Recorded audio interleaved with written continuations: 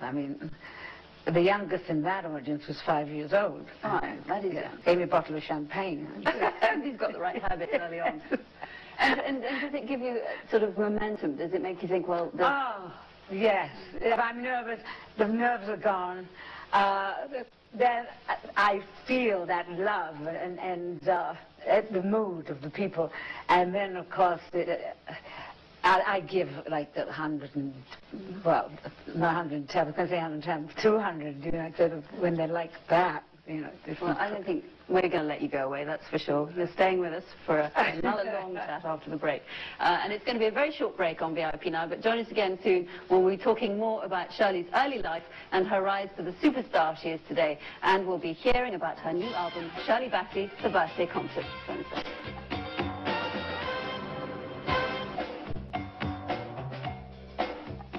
Welcome back to VIP, where we're in the company of one of the world's great entertainers, Shirley Bassey. We'll be talking more in a moment, but first, let's take a look at her singing perhaps her greatest song, Big Spender.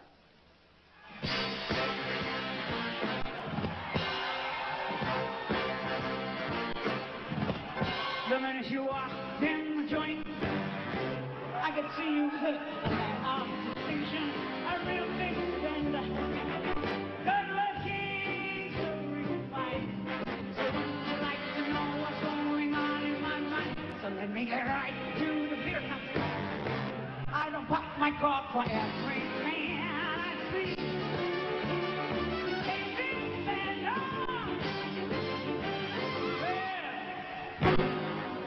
A little time with me. Wow, isn't that fantastic? I mean, that was actually what happened when you removed the dress. That's what you were left with. That was, yeah, it's a wrap, it's a skirt. Yeah. It was a skirt. Right. And Big Spender, I mean, that's not your theme tune, but it's definitely one of your passions, isn't it?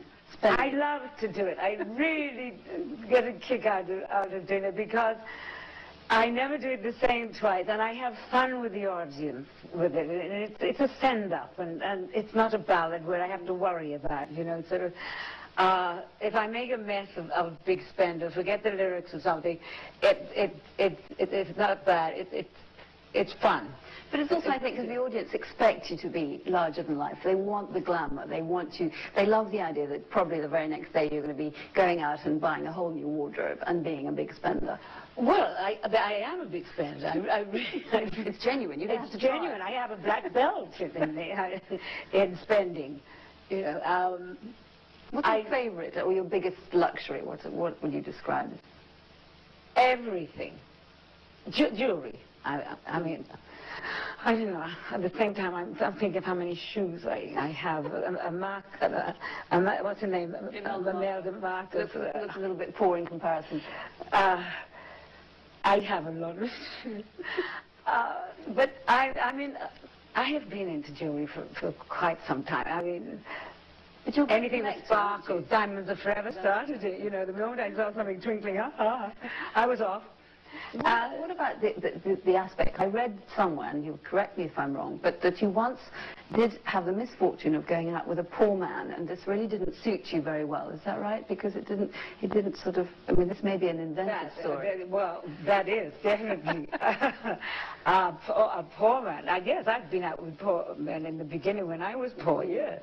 But I mean, nothing. I mean, no, it was just the ultimate. It gave me a great time. Because ultimately you need to be able to lavish on other people as well as yourself, presumably. I mean, part of the fun is spending on that. Well, if you're making money, the fun is of it. The whole point of living is to spend it. I mean, not to put it on the mattress or, you know, in banks. If you're into investing it, great, that's okay. But I'm not. I'm a singer. And I have other people who do invest.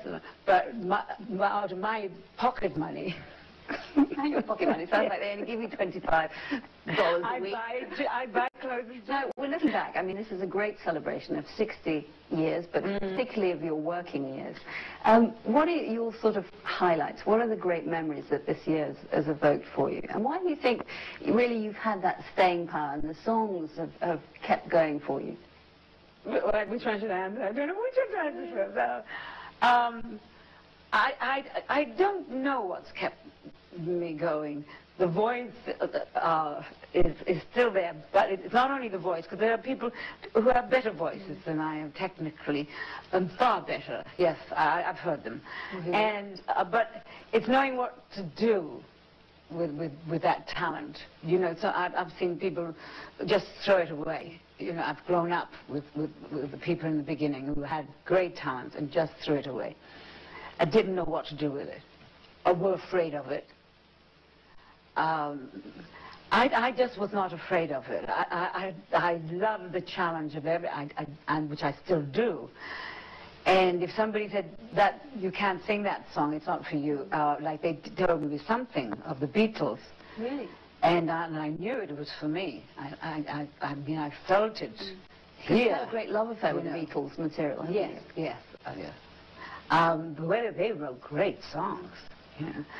And one did not realize, though, until Ella Fitzgerald sang "Can't Buy Me Love," and the lyrics, the words, are incredible. You know. Is that what attracted you, do you think? I mean, because lyrics are obviously extremely important when you perform, when you sing. What was it about the Beatles songs that had a particular appeal for you? Well, not all of them. I mean, the ones I chose, they had appealed to me because they said something that I identified with, something, for instance, identified immediately. You know, I had a gut feeling about it. And nobody wanted me to do it, you know. My manager, my agent, my recording company, and I insisted and drove them mad until they said, oh, go ahead and record it, you know. And it became a big hit, you know. Number 4 in the hit parade. I got a gold record for it, you know. Amongst numerous other gold records. But you've had some extreme highs, but you've also had some lows, like everybody, and some emotional traumas in your life. When have you been able to draw on a strength, an inner strength, when you've been faced with personal tragedies in your career? At any stage did you think, I have to give up because my personal life is more important than my public life?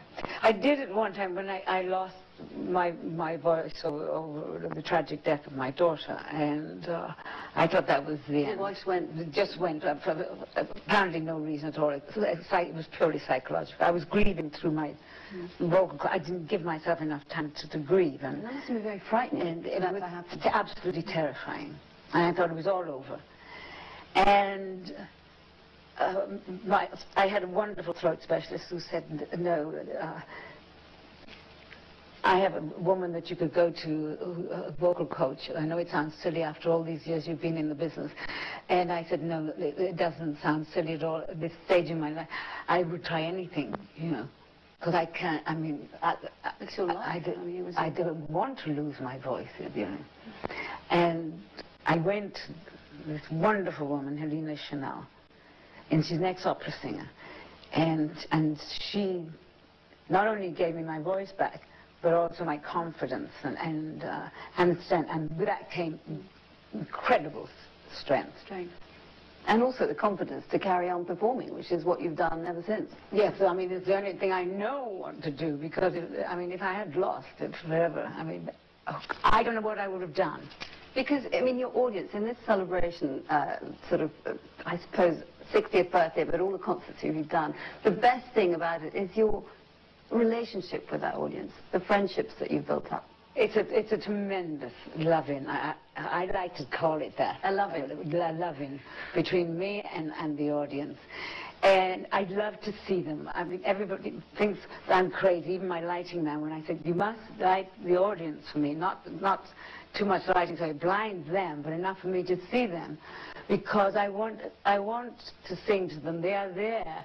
And I'd love to see their reaction, because it comes back to me, and I can give more, and especially it shows him Big Spender. And that's your favourite, isn't it? And I have to, because I have to choose a man to do. Is that your favourite on the album? Yes, it's the most fun song. I mean, I never get tired to do that. I once took it out. I nearly got lynched. No, they'll never let you. And we'll never get tired of it either. So, Shirley Bassey, keep singing for us, and thank you for joining us on VIP. That's all on VIP, but don't forget to check out the birthday concert album, because it's really fantastic. And join us again soon when we turn the spotlight on other stars and newsmakers from around the globe. Bye-bye.